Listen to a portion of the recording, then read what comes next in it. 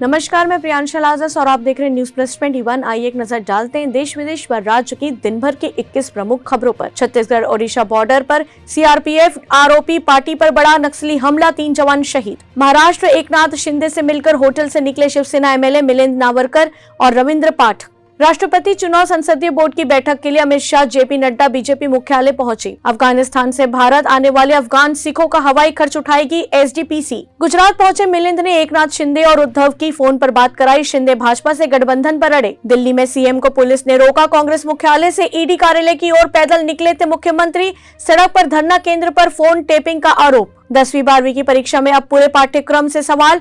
Chhattisgarh board ने corona के चलते 30 से 40% कम किया था सिलेबस, ब्लूप्रिंट जारी। शिंदे के साथ गुजरात गए 30 विधायकों को एयरलिफ्ट करने की तैयारी। शाह, नड्डा से मिलवाया जा सकता है। राष्ट्रपति चुनाव, यशवंत सिन्हा होंगे विपक्ष के उम्मीदवार। अग्निपथ पर नया ऐलान, अग्निवीरों को भी मिलेंगे गैलेंट्री अवार्ड। महाराष्ट्र जयंत पाटिल बोले, हमारी पार्टी एनसीपी के सभी विधायक हमारे संपर्क में। उद्धव ठाकरे के नेतृत्व में महाराष्ट्र सरकार चलती रहेगी, बोले शरद पवार। महाराष्ट्र गुजरात पहुंचने के बाद भी बागी विधायकों से नहीं मिल सके 2 शिवसेना नेता। अग्निवीर लड़े तो परमवीर चक्र भी मिलेगा। जवान बनना जुनून है, नौकरी नहीं। अग्निपथ पर तीनों सेना का बड़ा बयान। झारखंड बोर्ड 10वीं में एक साथ 6 स्टूडेंट्स बने टॉपर, इनमें से 5 लड़कियां। काउंटर टेररिज्म डिपार्टमेंट का दावा, इमरान खान को जान का खतरा। अफगान हत्यारे को दी गई हत्या की जिम्मेदारी। केजरीवाल सरकार बना रही दिल्ली बाजार पोर्टल, 10,000 विक्रेताओं के साथ दिसंबर से होगी शुरुआत। सीएम बोले, एक जगह पर होंगे दुनिया के बाजार। शिरोमणि गुरुद्वारा मैनेजमेंट कमेटी का बड़ा फैसला, अफगानिस्तान से भारत आने वाले अफगान सिखों का विमान किराया